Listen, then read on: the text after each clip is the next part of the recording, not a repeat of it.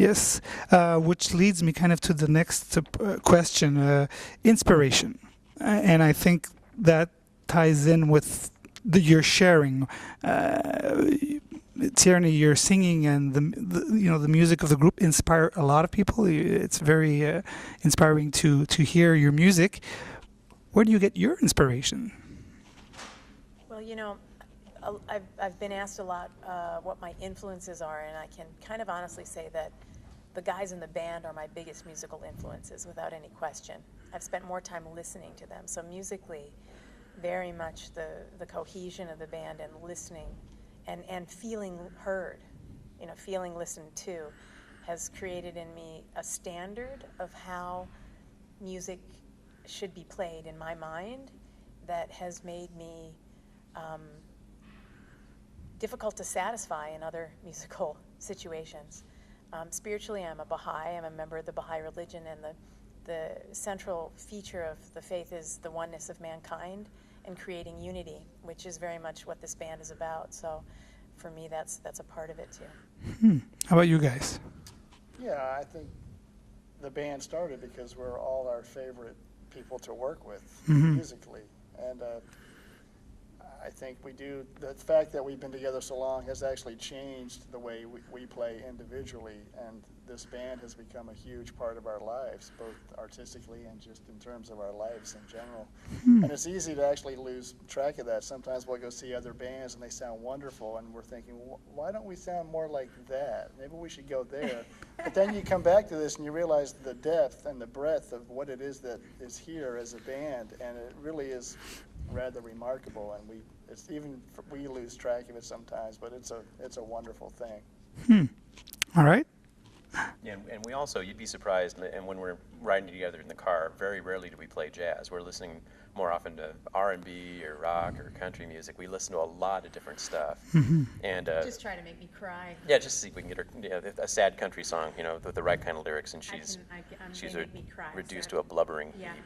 Yeah, But- if there's grandparents and children dying of diseases, I'm gonna cry. An interesting phenomenon lately, though, is that one of her proteges, Gretchen Parlato, who's a wonderful, wonderful vocalist and artist in her own right, has put together an album that's really motivating and influencing all of us. So there's this interesting sort of cycle that's taking place Circle right now. of, Exactly, sort of the musical circle of life. And so it's interesting to sort of see this thing kind of come back and influence you from another perspective. Talking about listening to R&B and pop and all kinds of other great kinds of music, how do you see jazz, the future of jazz? It's a music that, we all know that the roots are from the, the 30s and the 40s. We're on the internet, we're in 2009, do you feel it's losing ground? How do you sense that? It's a good question. Good question, eh? It's a good question. I think, from my perspective, music is music, and people are going to want to sing good songs and play good songs, and human beings are going to want to improvise. To me, that's the core of what jazz is. So define it any way you like, but I think it's not really in as much danger as one would think. There's always going to be that desire for improvisation and stretching the boundaries of music. I don't know. What do you think? I think so, but I think as such, it's always going to be kind of a subculture. That's never going to be a mainstream music. I don't have any delusions about this becoming a huge thing. The money involved in the music is not great, and it is an acquired taste a lot of times, and people are not being educated about the music a lot of times. So by nature, the audience for the music is sort of what it is, or maybe dwindling even. But I think there will always be a place for great music, for great jazz, and I think there will always be an audience for that. Well, the other thing is, from my perspective, sorry, because I bet you have something great to say about it. Oh, absolutely. I know you do. I know you're ready. Champing at the bit, and it is champing. It's not chomping. I just want everyone to know that. These are the kind of things we talk about in the band. But I was going to say that, yes, we have a small audience, but the effect and the influence the way that we communicate with that audience and their passion is so deep that I wouldn't trade 8 of them for 1 million fans of a lot of other people out there. So when you really feel like your music is serving someone and giving them something they're not getting in the outside world, you're all set. Because I think that's what human beings want. We want to feel like we're of service to our fellow man. And I think in our own small,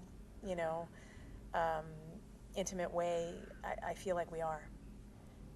I was just going to say, to speak to your original question about the future of jazz, I have to say I was kind of worried during a lot of the 90s. It sort of felt like a lot of things were coming to dead ends. It felt like we were sort of perpetually rehashing the same thing and the music was sort of dying.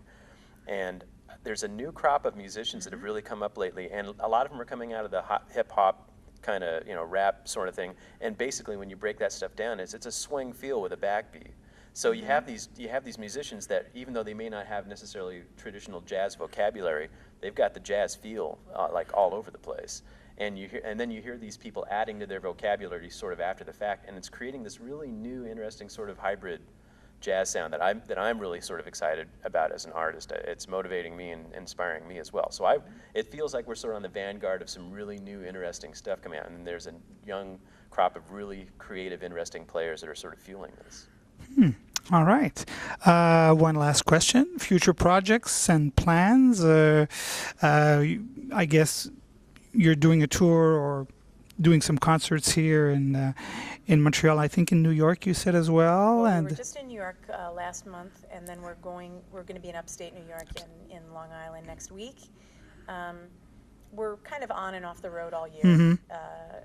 We're going to Turkey, and we just hop around. Turkey. Go different. We're doing a symphonic concert there with the Philharmonic, and that'll be great. But we have several projects in mind right now, and it's just a matter of which one we're going to dig into. But soon. Well, you have another 15 years to go. That's I'm right. pretty sure. Yeah. At least.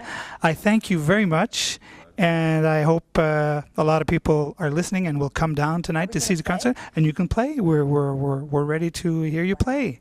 Yeah, let's do it.